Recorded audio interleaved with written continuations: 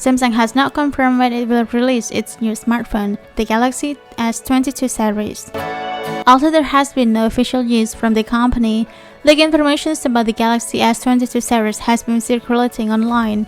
One of the latest information is about the support for the S Pen in the Galaxy S22 series. Leakster Ice Universe said the Galaxy S flagship series will have a slot for the S Pen like the previous Galaxy Note series.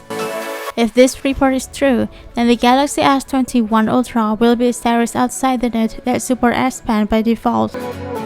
It is also said this Galaxy S22 Ultra will have a screen with an aspect ratio of 19.3 to 9, which is similar to Galaxy Note20 Ultra series.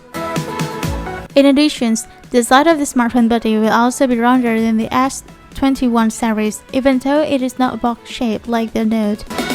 As revealed, the battery capacity of the Galaxy S22 Ultra is of 5000 mAh. It is also said that this Galaxy S22 will be present in 3 models, like the previous Galaxy S series. Furthermore, the standard versions of the Galaxy S22 will come with a 6.1-inch LTPO AMOLED screen.